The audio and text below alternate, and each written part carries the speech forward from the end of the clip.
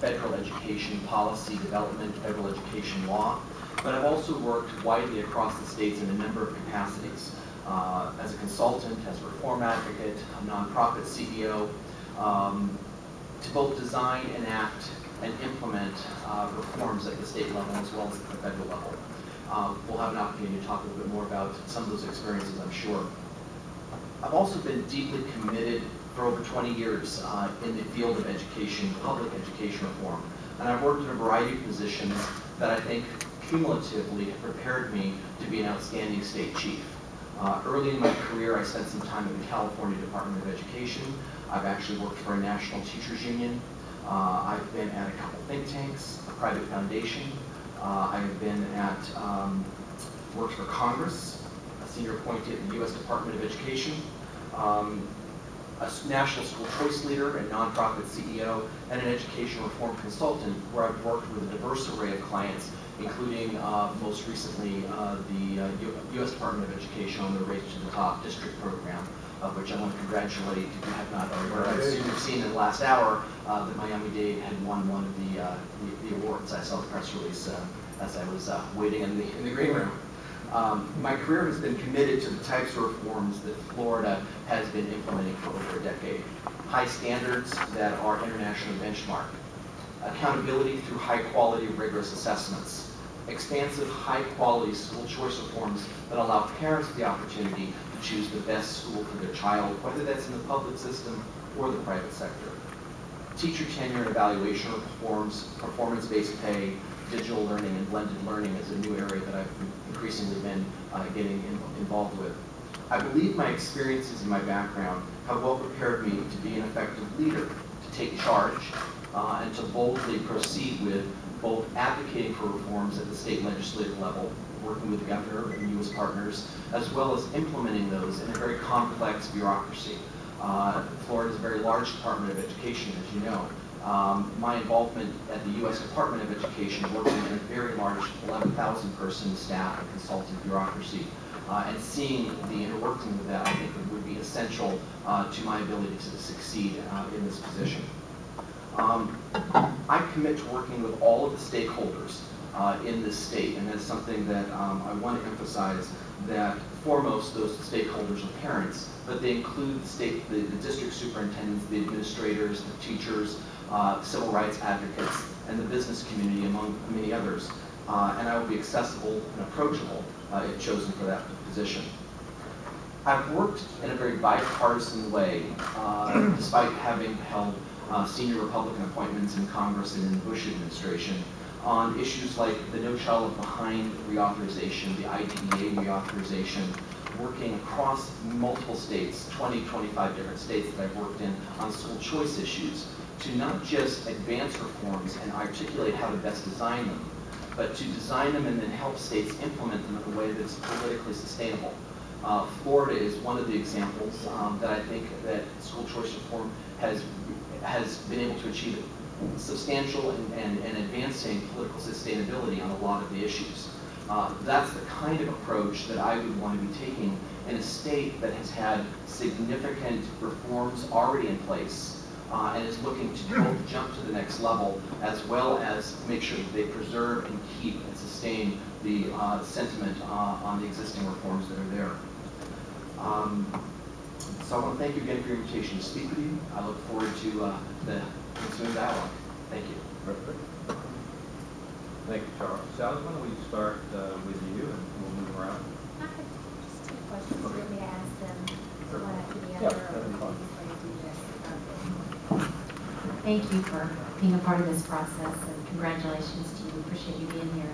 Can you talk a little bit, in your questionnaire you mentioned your resignation from the Alliance for School Choice, and just walk us very briefly through the background on that decision and why you separated from it? Sure. I was at the Alliance for School Choice for 20 months. About the time of about a little over a year, I started to have conversations with the board chairman as to whether or not he and I were the correct fit.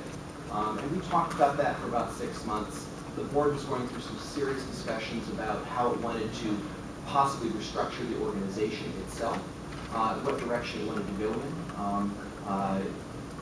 Shortly after the election of President Obama, I stepped down the following week.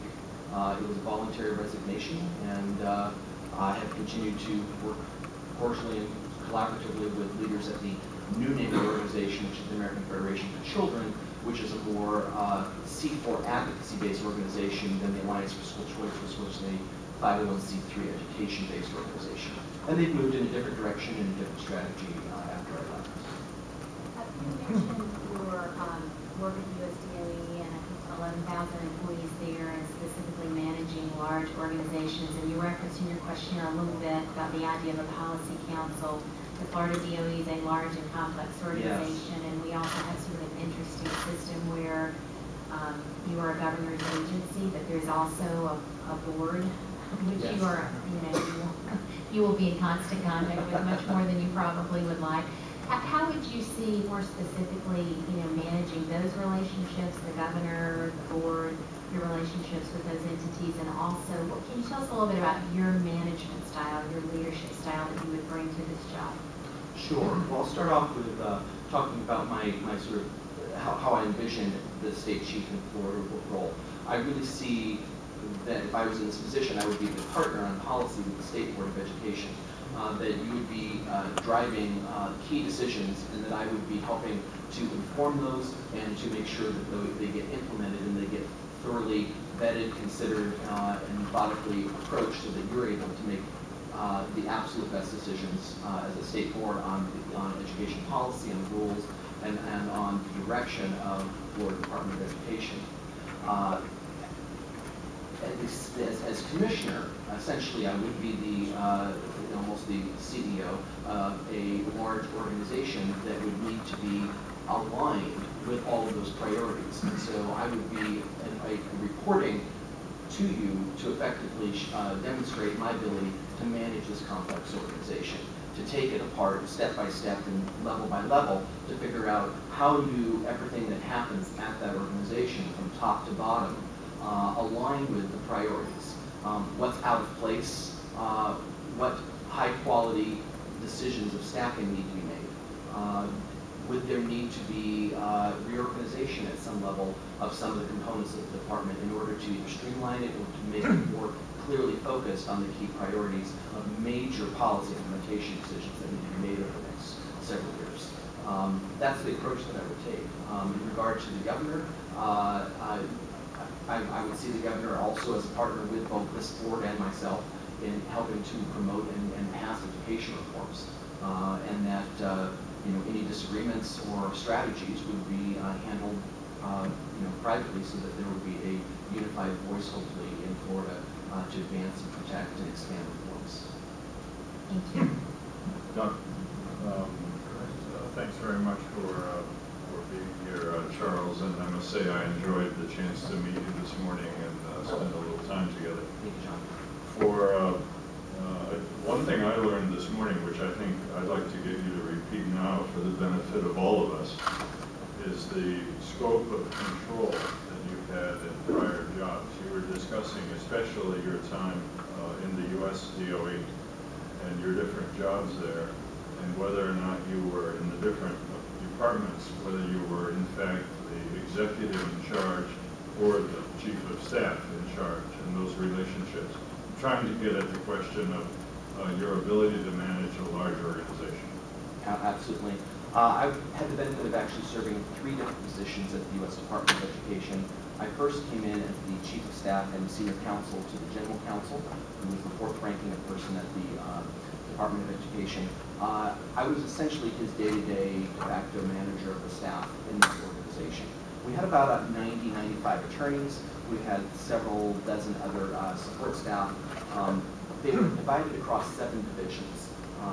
The General Counsel spent most of his day traveling or with the Secretary, and so on a day-to-day basis I was working with 3 Deputy General Counsels, 7 senior managers that were either Assistant General Counsels or Office Managers, and then various other levels of staff to make sure that everything that the Secretary needed or other Assistant Secretaries needed, because we're essentially a service office that worked across the entire spectrum of the U.S. Department of Education, that we had that ability to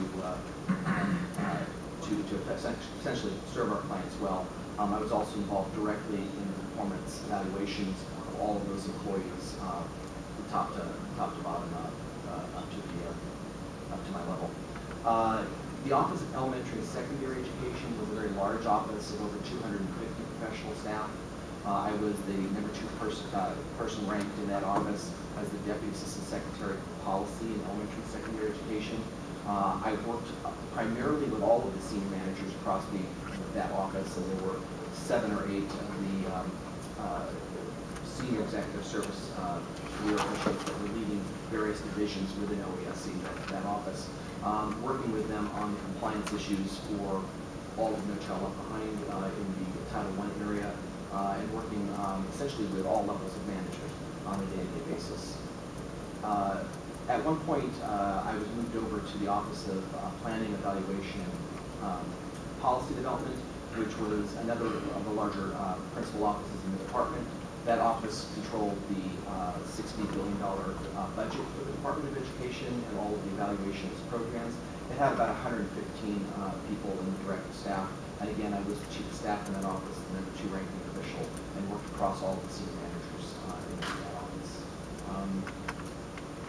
Because of the specific unique positions that I was in, I worked on a daily basis with the Office of the Secretary, the Office of the Deputy Secretary, and the Office of the Undersecretary, assisted with the staffing of the Secretary of Education's Policy Council, and was involved in a wide array of senior management decisions where I was able to not only participate in but benefit from the mentorship of senior officials like Secretary Page and John Danielson, the Chief of Staff, and a couple of dozen assistant secretaries who moved through the department in those years. So maybe a quick follow-up.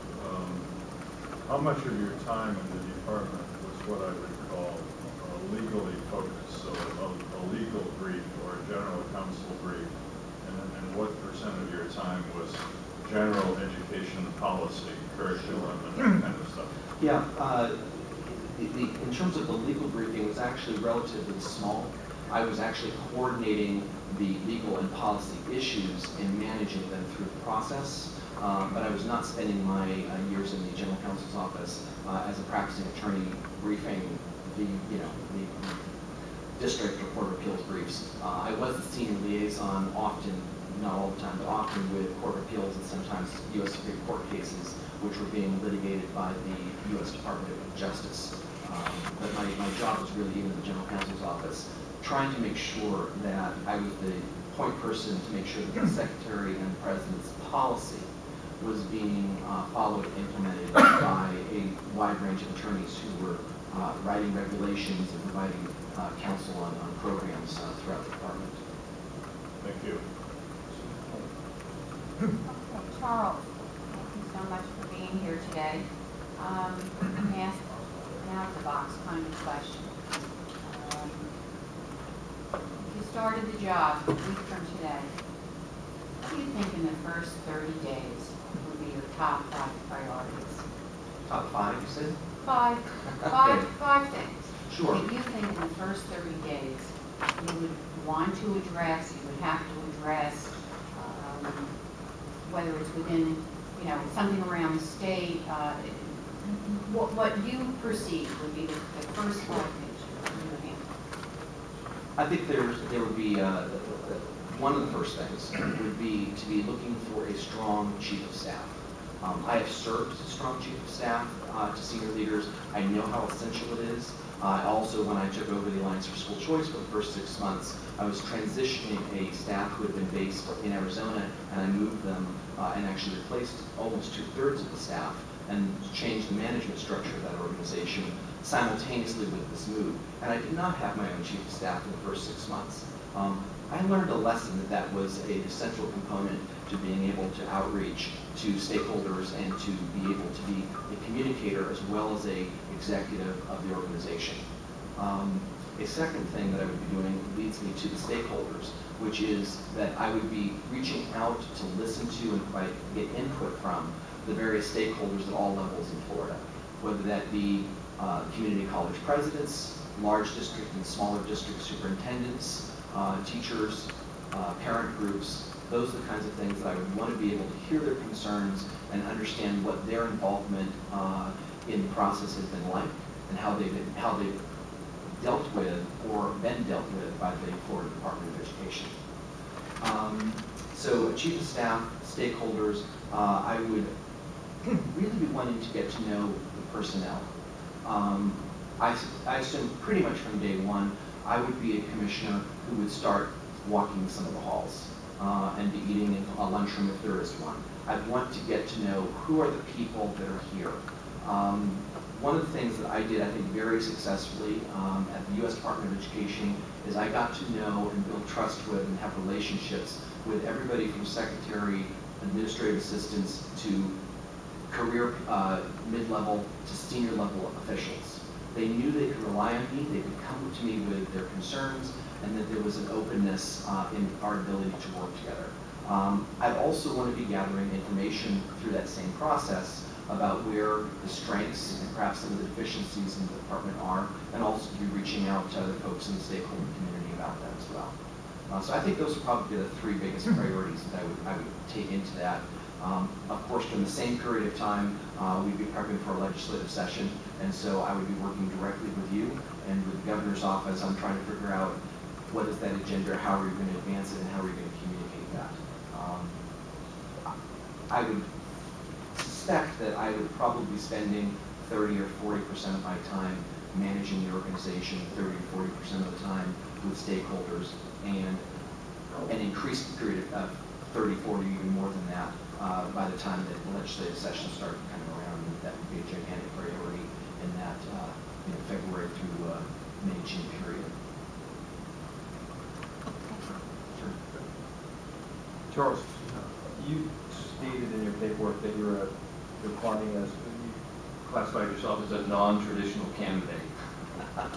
You basically said you have no specific, that you have not served in school leadership, so you haven't been a teacher, you haven't been a principal, you haven't been a superintendent.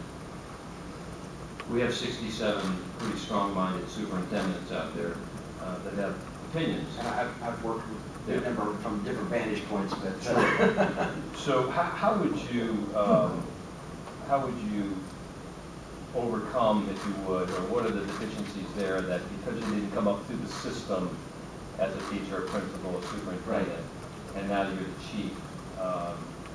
How do you think about that? It's an excellent question. I come from a family of educators. My dad at one point in his career had been a teacher. My grandmother spent decades working with students with disabilities, particularly Down syndrome. And I grew up in that, in a very education-focused family. My professor, my brother, one of my brothers, is the chairman of an English department in Alabama College. But I chose a different career path, and I became trained as a professional historian and public policy analyst, and also in the law. At a certain point, I had worked in education in my early 20s, went to law school in my mid-20s, and at a certain point I decided to leave a law firm and go into a policy realm. I went back to the educational reform issues that I'd been so passionate about earlier in my life, and I've never looked back. I've had some amazing opportunities to work primarily in DC, but also around the states, helping to use my legal background and my policy background to really inform decisions and be able to look through the existing structure of public education to see what's wrong, what needs to be reformed, and then to not be shy about changing the status quo. I think that provides a benefit for me, but in terms of dealing directly with superintendents, I would need to have my ear on the ground. I would need to get to know 67 superintendents and special districts to really understand what concerns are they having at the ground level. My background is in implementation from a policy level. Implementation is only as good as it is effective in the classroom level. And so, we're going to need to work together as partners on making sure that the State Board of Education is functioning properly and effectively, but we need to make sure that what happens at the ground level and in the classroom is what we're intending.